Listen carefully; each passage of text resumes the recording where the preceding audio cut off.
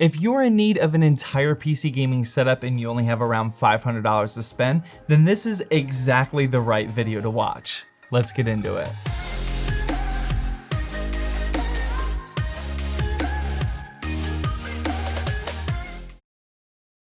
Hey, welcome to Zach's Tech Turf. Today we're not only talking about this full $500 PC gaming setup, but I mean, look how baller this looks. This entire setup looks really nice at such a small budget, and this $300 gaming PC cranks out some seriously high frame rates as well. Let's start making our way through this setup, but first, a word from today's sponsor. Today's video is sponsored by my personal favorite remote monitoring and managing solution, Pulseway. Pulseway is a platform that allows you to completely control and monitor all of your systems inside your network, which is not only great for bigger businesses, but even for people like me with my YouTube studio, and the best part is that you can do everything from your mobile device. I have servers and PCs all around my house, and with Pulseway, I can easily remote desktop into any of them. Maybe I want to start up a game update like Call of Duty before I get home. That way when I arrive, it's good to go. I can also get a snapshot of current system statuses such as temperatures of all my hardware components. I can see the resource usage, manage Windows updates, keep all my third-party apps up to date, and I can even create custom workflows to automate mundane IT tasks. I've been using Pulseway for over a year now, so I can actually recommend it, and you can get an account for free for personal use by using the link down in the description, or you can check out their business version, which has the most functionality. Alright, so before cranking away at this PC build, which you should recognize already if you're watching all of my videos,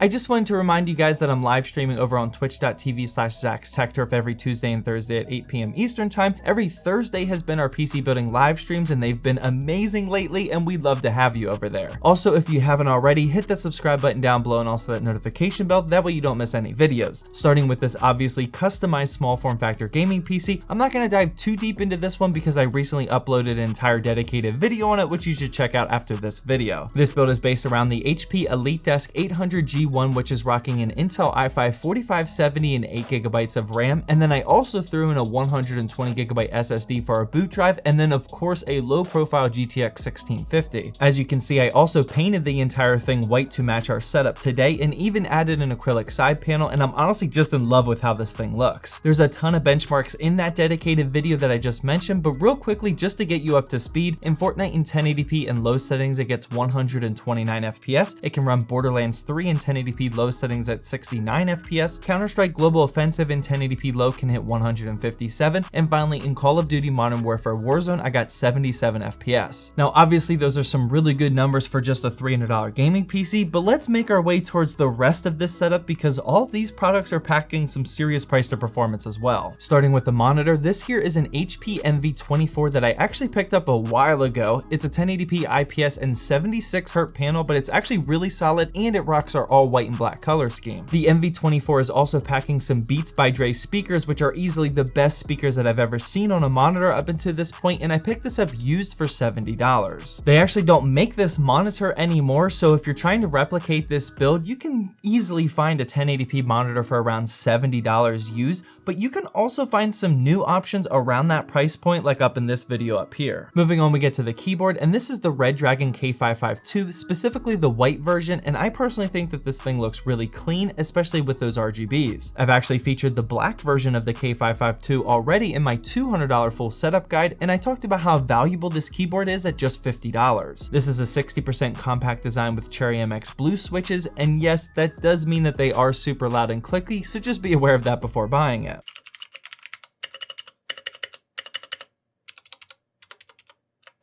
Next up is our mouse, and I was so excited to try this out in a setup guide. This is the all-white Razer DeathAdder Essential Gaming Mouse, which is rocking a 6400 DPI optical sensor and 5 programmable buttons. The reason I was so excited is because with this all-white version, it looks super clean and you're still getting a high-quality sensor at just $30. I'm also a big fan of the bigger design of it, which is great for people like me with big hands, and the glides at the bottom allow the mouse to whip around the mouse pad very smoothly. Speaking of which, I had to dial in our white color scheme, so I decided to go with this Quizon large gaming mouse pad, which only costs $10, which is actually pretty solid for any 31.5 by 11-point-inch gaming mat. This mouse mat lays flat pretty quickly out of the box. It's decently heavy and doesn't move around the table at all, and I don't really have anything negative to say about it. And finally, the last piece of this puzzle is the headset. This one I was the most skeptical on, and this is the Acer Predator Galea 300. The reason why I was skeptical about this headset is because there's just not a lot of budget gaming headset options out there around this price point that are all all white.